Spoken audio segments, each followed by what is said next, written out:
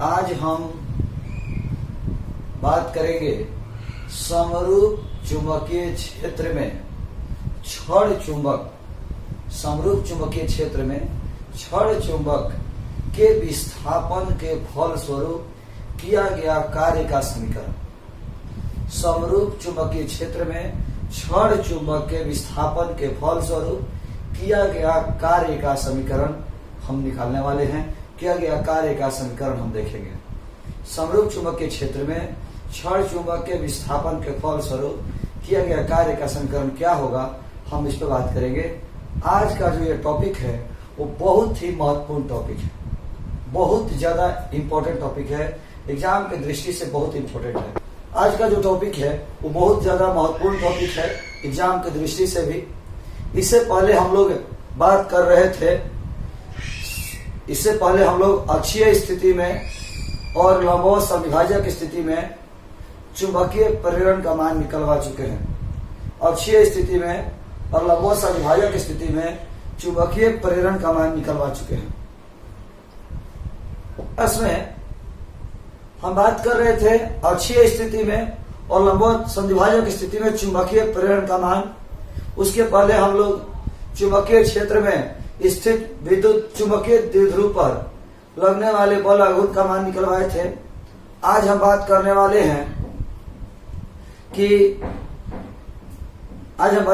हैं कि समरूप चुंबकीय क्षेत्र में स्थित छड़ चुंबक के विस्थापन के फलस्वरूप किया गया कार्य का मान कितना होगा। तो बहादुर हम पहले बता दें कि जहां कहीं भी बल आघूर्ण लगता है कार्य संपन्न होता है। जहां कहीं भी बल आघूर्ण लगेगा कार्य संपन्न होगा। कार्य बराबर बल आघूर्ण गुना कोणीय विस्थापन। जहां कहीं भी बल आघूर्ण लगेगा कार्य संपन्न होगा। जहां कहीं भी बल आघूर्ण लगेगा कार्य संपन्न होगा। कहीं भी यदि बल आघूर्ण लगेगा तो कार्य संपन्न होगा। कहीं भी बल आघूर्ण लगेगा तो कार्य संपन्न होगा। तो जहां कहीं भी बल आघूर्ण लगेगा कार्य संपन्न होगा। कहीं भी यदि बल आघूर्ण लगेगा तो कार्य संपन्न होगा। कहीं भी यदि बल आघूर्ण लगेगा तो कार्य संपन्न होगा। तो ध्यान दीजिएगा, हम ये भी जानते हैं कि समरूप चुंबकीय क्षेत्र में छड़ चुंबक को रखेंगे तो बल आघूर्ण लगेगा। समरूप चुंबकीय क्षेत्र में छड़ चुंबक को रखेंगे तो बल आघूर्ण लगेगा। और कह रहा है कि बल आघूर्ण लगेगा तो कार्य संपन्न होगा। बल आघूर्ण लगेगा तो कार्य संपन्न होगा। समरूप चुंबकीय क्षेत्र में छड़ चुंबक को रखेंगे तो बल आघूर्ण लगेगा। समरूप चुंबकीय क्षेत्र में छड़ चुंबक को रखेंगे तो बल आघूर्ण लगेगा। अब बल आघूर्ण लगेगा तो कार्य होगा। इसका मतलब हुआ कि समरूप चुंबकीय क्षेत्र में छड़ चुंबक को रखने पर कार्य संपन्न होता है। समरूप चुंबकीय क्षेत्र में छड़ चुंबक को रखने पर कार्य संपन्न होता है। फिर से एक बार, जहां कहीं भी बल आघूर्ण लगेगा कार्य होगा। और छड़ चुंबक को समरूप चुंबकीय क्षेत्र में रखेंगे तो बल आघूर्ण लगेगा। इसका मतलब हुआ कि समरूप चुंबकीय क्षेत्र में छड़ चुंबक को रखेंगे तो बल आघूर्ण लगेगा। और बल आघूर्ण लगेगा तो कार्य होगा। मतलब समरूप चुंबकीय क्षेत्र में छड़ चुंबक को रखने पर कार्य संपन्न होता है। समरूप चुंबकीय क्षेत्र में छड़ चुंबक को रखने पर कार्य संपन्न होता है। उसी कार्य का मान हमें ज्ञात करना है। उसी कार्य का मान हमें ज्ञात करना है। समरूप चुंबकीय क्षेत्र में छड़ चुंबक को रखने पर कार्य संपन्न होता है और उसी कार्य का मान हमें ज्ञात करना है। ध्यान दीजिएगा, जो बल आघूर्ण लगेगा, माना बल आघूर्ण बराबर टाउ, माना बल आघूर्ण बराबर टाउ, टाउ बराबर MB sine theta, MB sine theta, tau बराबर एमबी साइन थीटा। जहां एम क्या है, चुंबकीय आघूर्ण, जहां एम क्या है, चुंबकीय आघूर्ण, और बी क्या है, चुंबकीय क्षेत्र। एम क्या है, चुंबकीय आघूर्ण, और बी क्या है, चुंबकीय क्षेत्र। क्लियर हो गया। अब हम बात करते हैं, बहादुर आपने देखा कि समरूप चुंबकीय क्षेत्र में रखेंगे तो बल आघूर्ण लगेगा। समरूप चुंबकीय क्षेत्र में रखेंगे तो बल आघूर्ण लगेगा।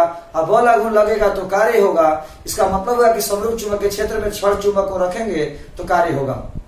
समरूप चुंबकीय क्षेत्र में छड़ चुंबक को रखेंगे तो कार्य होगा। समरूप चुंबकीय क्षेत्र में छड़ चुंबक को रखेंगे तो कार्य होगा। उसी कार्य का मान हमें ज्ञात करना है। माना बल आघूर्ण के कारण, माना बल आघूर्ण के कारण छोटा कोणीय विस्थापन, बल आघूर्ण के कारण छोटा कोणीय विस्थापन डी थीटा है, तो किया गया कार्य डी डब्ल्यू,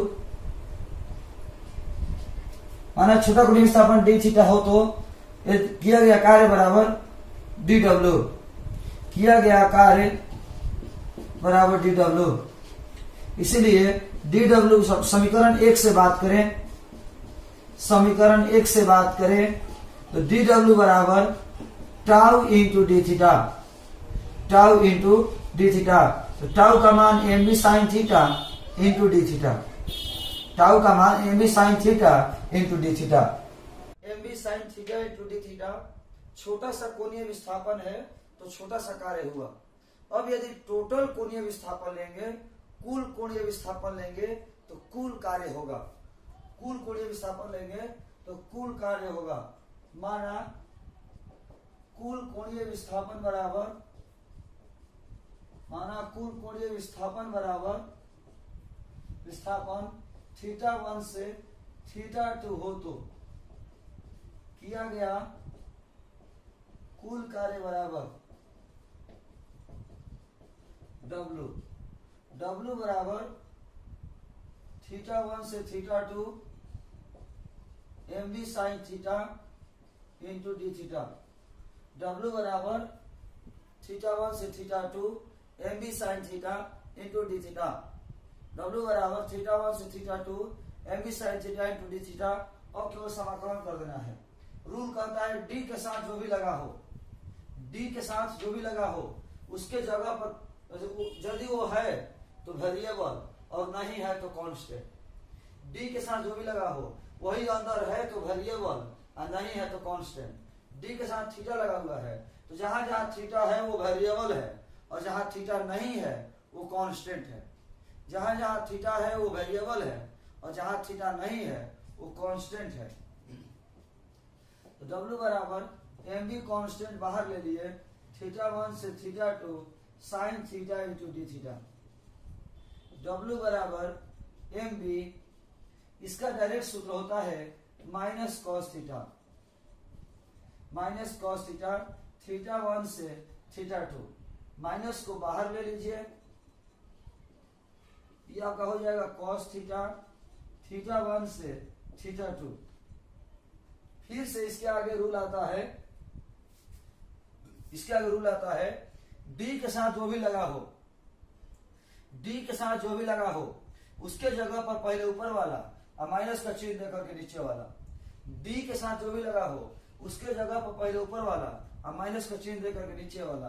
तो W बराबर minus M B cos theta के जगह पर पहले ऊपर वाला तो कॉस थीटा 2 माइनस थीटा के जगह पर नीचे वाला कॉस थीटा 1। माइनस को अंदर ले जाके गुना करा दीजिएगा तो चिन्ह बदल जाएगा, तो हो जाएगा cos theta 1 minus cos theta 2, cos theta 1 minus cos theta 2, समीकरण नंबर 2।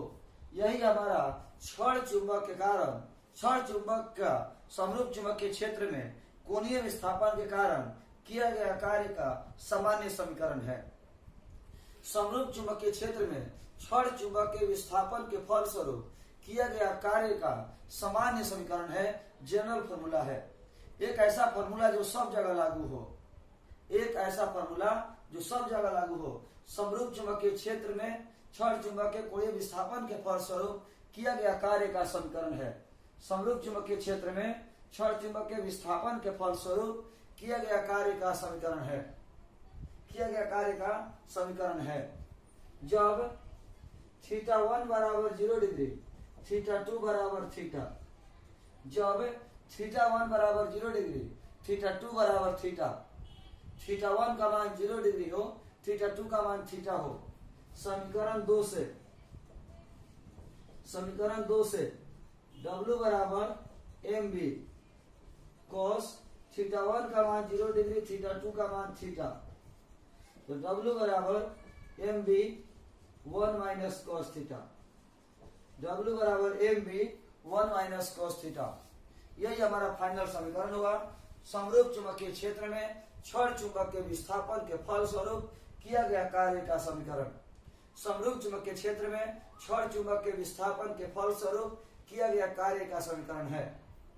अब यदि आप चाहते हैं ये सूत्र कहाँ इस्तेमाल होगा ये जाने, ये सूत्र का इस्तेमाल कहाँ होगा यदि ये जानना चाहते हैं तो हम आपको बता दें, समरूप चुंबकीय क्षेत्र में छड़ चुंबक का विस्थापन 30 डिग्री से 60 डिग्री, 40 से 50 डिग्री, 40 से 80 डिग्री, 40 से 90 डिग्री, 20 से 50 डिग्री ऐसे दिया हो, यानी दो यहां से यहां 30 से 70, 40 से 90, 40 से 50 डिग्री के विस्थापन के फलस्वरूप किया गया कार्य का समीकरण निकाले, किया गया कार्य निकाले तो इस सूत्र का इस्तेमाल होगा। समरूप चुंबकीय क्षेत्र में छड़ चुंबक के विस्थापन 30 डिग्री से 60 डिग्री हो तो किया गया कार्य का समीकरण प्राप्त करें, किया गया कार्य का मान निकाले तो इस सूत्र का इस्तेमाल होगा।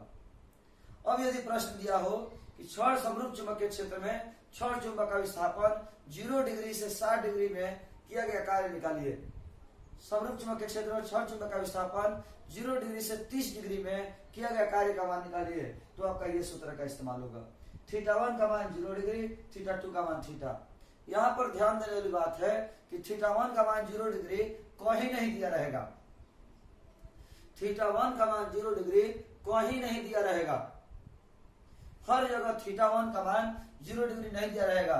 क्यों? क्योंकि लिखा रहेगा डायरेक्ट कि समरूप चुंबकीय क्षेत्र में छड़ चुंबक के विस्थापन 60 डिग्री करने में किया गया कार्य निकालिए। समरूप चुंबकीय क्षेत्र में छड़ चुंबक का विस्थापन 40 डिग्री करने में किया गया कार्य निकालिए। ये कहीं थीटा दिया रहेगा, 0 डिग्री नहीं दिया रहेगा। आपको समझना होगा कि 0 डिग्री से ही कह रहा है, आपको यह समझना होगा कि 0 डिग्री से ही कह रहा है। ये आपको ध्यान देना होगा कि 0 डिग्री से ही कह रहा है। सीधा सीधी बात बताए, दो गो थीटा दिया रहे और कार्य निकालना हो तो इस सूत्र का इस्तेमाल होगा, θ1 और θ2। तो यदि दो गो थीटा का मान दिया रहे और कार्य निकालना हो तो इस सूत्र का इस्तेमाल होगा। और सिंगल थीटा दिया रहे, एक ही थीटा दिया रहे और कार्य का मान निकालना हो तो इस सूत्र का इस्तेमाल होगा। यह सबसे आसान तरीका हुआ ध्यान रखने का। यदि दो गो थीटा दिया रहे इतना से इतना, इतना से इतना और किया गया कार्य निकालना हो तो इस सूत्र का इस्तेमाल होगा। और सिंगल थीटा दिया रहे, किया गया कार्य का मान निकालना हो तो इस सूत्र का इस्तेमाल होगा। हम आशा करते हैं आपको समझ में आ गया होगा। ध्यान दीजिएगा, समरूप चुंबकीय क्षेत्र में छड़ चुंबक के विस्थापन के फल स्वरूप कार्य का मान निकालना है। समरूप चुंबकीय क्षेत्र में छड़ चुंबक के विस्थापन के फल स्वरूप कार्य का मान निकालना है कि कार्य का मान कितना होगा। तो बहादुर हम बात करें कि जहां कहीं भी बल आघूर्ण लगेगा कार्य संपन्न होगा। जहां कहीं भी बल आघूर्ण लगेगा कार्य संपन्न होगा। कार्य बराबर बल आघूर्ण गुना कोणीय विस्थापन। कहीं भी यदि बल आघूर्ण लगेगा तो कार्य संपन्न होगा। अब हम बात करते हैं, ध्यान दीजिएगा, रूल कहता है कि जब किसी समरूप चुंबकीय क्षेत्र में छड़ चुंबक को रखते हैं तो बल आघूर्ण लगता है। समरूप चुंबकीय क्षेत्र में छड़ चुंबक को रखते हैं तो बल आघूर्ण लगता है। अब बल आघूर्ण लगेगा तो कार्य होगा, यानी समरूप चुंबकीय क्षेत्र में छड़ चुंबक को रखने पर कार्य संपन्न होता है। उसी कार्य का मान हमें ज्ञात करना है। माना बल आघूर्ण के कारण समरूप चुंबकीय क्षेत्र में छोटा कोणीय विस्थापन डी थीटा है। छोटा सा कोणीय विस्थापन डी थीटा है। तो छोटा सा विस्थापन है तो किया गया कार्य का मान भी छोटा होगा। छोटा सा विस्थापन है तो किया गया कार्य का मान भी छोटा होगा। तो डी डब्ल्यू बराबर tau into D theta, D W बराबर M B sine theta into D theta. अब बात करते हैं टोटल कोणीय विस्थापन θ1 से θ2 है। यदि टोटल कोणीय विस्थापन θ1 से θ2 है तो किया गया कार्य का मान कितना होगा। तो सीधा W बराबर θ1 से θ2 m B sine theta into D theta. D के साथ जो भी लगा हो, यदि वो अंदर है तो वेरिएबल और नहीं है तो कांस्टेंट। डी के साथ जो भी लगा हो, यदि वो अंदर है तो वेरिएबल और नहीं है तो कांस्टेंट। एम बी को हमने बाहर ले लिया, थीटा को हमने अंदर कर दिया। एम बी को हमने बाहर ले लिया और थीटा साइन थीटा अंदर रह गया। इसका सूत्र होता है माइनस कॉस थीटा। माइनस को बाहर निकाल दिए, कॉस थीटा। अब रूल कहता है, ध्यान दीजिएगा, रूल कहता है कि डी के साथ जो भी लगा हो, डी के साथ जो भी लगा हो उसके जगह पर पहले ऊपर वाला और माइनस का चिन्ह देकर के नीचे वाला। डी के साथ जो भी लगा हो उसके जगह पर पहले ऊपर वाला और माइनस का चिन्ह देकर के नीचे वाला। तो cos थीटा है तो थीटा के जगह पर पहले ऊपर वाला और माइनस का चिन्ह देकर के नीचे वाला। तो cos theta 2 minus cos theta 1, cos theta 2 minus cos theta 1, W बराबर mb cos theta 1 minus cos theta 2 minus को हमने गुना करा दिया। थीटा 1 का मान 0 डिग्री, थीटा 2 का मान थीटा, तो थीटा 1 की जगह पर 0 डिग्री और थीटा 2 का मान थीटा रखे तो इतना आया। सिंपल सी बात करें, इस सूत्र का इस्तेमाल कब होगा? जब दो को थीटा दिया रहे, और जब सिंगल थीटा दिया रहे तो इस सूत्र का इस्तेमाल होगा। एग्जाम्पल की हम बात करें तो कह रहा है कि यदि समरूप चुंबकीय क्षेत्र में, यदि समरूप चुंबकीय क्षेत्र में क्षण चुंबक का विस्थापन 20 डिग्री से 80 डिग्री हो तो किया गया कार्य का मान ज्ञात करें। तो 20 से 80, तो थीटा 1 का मान 20, थीटा 2 का मान 80, कार्य निकल जाएगा। यदि समरूप चुंबकीय क्षेत्र में क्षण चुंबक का विस्थापन 60 डिग्री हो तो किया गया कार्य निकालिए, तो इस सूत्र का इस्तेमाल होगा। यही हमारा टर्म है, ध्यान दीजिए। थीटा 1 बराबर 0 डिग्री और थीटा 2 का मान थीटा रख करके हमने बनाया है। अब हम दिखाने जा रहे हैं जब थीटा 1 बराबर 90 डिग्री, थीटा 2 बराबर थीटा, थीटा 1 बराबर 90 डिग्री, थीटा 2 बराबर थीटा। इस स्थिति में कोई कार्य संपन्न नहीं होता है। इस स्थिति में कोई कार्य संपन्न नहीं होता है। कह रहा है कि इस स्थिति में कोई कार्य संपन्न नहीं होता है। समीकरण 2 से W बराबर mb cos 90 degree minus cos theta, W बराबर mb cos 90 degree minus cos theta, W बराबर mb cos 90 डिग्री का मान 0 माइनस cos थीटा, W बराबर minus mb cos theta, W बराबर माइनस mb cos थीटा। सवाल है कि इस स्थिति में कोई कार्य संपन्न होता ही नहीं है। इस स्थिति में कोई कार्य संपन्न होता ही नहीं है, और जब कार्य नहीं होता तो ये मान आ कहां से गया? तो कहता है कि यह कार्य नहीं है, यह कार्य नहीं है, यह स्थितिज ऊर्जा का समीकरण है। यह कार्य स्थितिज ऊर्जा के रूप में, यह कार्य स्थितिज ऊर्जा के रूप में संचित हो जाता है। यह कार्य स्थितिज ऊर्जा के रूप में संचित हो जाता है। माना स्थितिज ऊर्जा बराबर U, माना स्थितिज ऊर्जा बराबर U, तो U बराबर हो जाएगा माइनस mb cos थीटा। यही हमारा स्थितिज ऊर्जा का समीकरण है। आप जानते होंगे शायद A डॉट B बराबर AB cos theta, A dot B बराबर AB cos थीटा, तो mb cos थीटा यानी m dot b, m dot b, ये आपका बहुत ही बेहतरीन ऑब्जेक्टिव है, याद रखिएगा। U बराबर माइनस m डॉट b। अब हम आपको यहां से, ये स्थितिज ऊर्जा का समीकरण हो गया, यहां से नोट बताने जा रहे हैं कब स्थितिज ऊर्जा मैक्सिमम होगा और कब स्थितिज ऊर्जा मिनिमम होगा। सेट में हम आपको पढ़ा चुके हैं चैप्टर 1 में, ये सारा टॉपिक चैप्टर 1 में पढ़ा चुके हैं, केवल ABCD का अंतर है। तो हम बताने जा रहे हैं कि कब स्थितिज ऊर्जा मैक्सिमम होगा और कब स्थितिज ऊर्जा मिनिमम होगा, कब अस्थायी संतुलन होगा और कब अस्थायी संतुलन होगा। चलिए देखिएगा बहादुर, U बराबर माइनस mb cos थीटा, जब थीटा बराबर 0 डिग्री तो U बराबर माइनस mb, जब थीटा बराबर 0 डिग्री तो U बराबर minus mb cos 0 degree, cos 0 degree का मान 1, cos 0 डिग्री का मान 1, तो U बराबर माइनस mb। आपको एक रूल याद होगा, हम पढ़ाए हैं कि जिस समीकरण में साइन थीटा और cos थीटा हो, जिस समीकरण में साइन थीटा और cos थीटा हो, उसमें साइन थीटा और cos थीटा का मान मैक्सिमम रखने से समीकरण के मान मैक्सिमम आते हैं और मिनिमम रखने से समीकरण का मान मिनिमम आते हैं। जिस समीकरण में साइन थीटा और कॉस थीटा हो उसमें साइन थीटा और कॉस थीटा का मान मैक्सिमम रखने से समीकरण का मान मैक्सिमम आते हैं और मिनिमम रखने से समीकरण का मान मिनिमम आते हैं। कॉस थीटा का यहाँ महत्तम मान 1 रखा हुआ है तो समीकरण का मान महत्तम होगा। कॉस थीटा का महत्तम मान 1 रखा हुआ है तो समीकरण का मान महत्तम होगा। तो महत्तम होता यदि यह माइनस ना होता। माइनस होने की वजह से उल्टा हो जाएगा। माइनस होने की वजह से उल्टा हो जाएगा, यानी जो महत्तम हो रहा था अब वो न्यूनतम होगा। जो महत्तम हो रहा था वो न्यूनतम होगा और न्यूनतम होगा तो अस्थायी संतुलन होगा। न्यूनतम होगा तो अस्थायी संतुलन होगा, क्योंकि ऊर्जा जब मैक्सिमम हो तो अस्थायी संतुलन और ऊर्जा जब मिनिमम हो तो अस्थायी संतुलन। यानी अस्थायी संतुलन कब होगा तो थीटा का मान जब 0 डिग्री होगा। अस्थायी संतुलन कब होगा जब ऊर्जा मिनिमम होगा।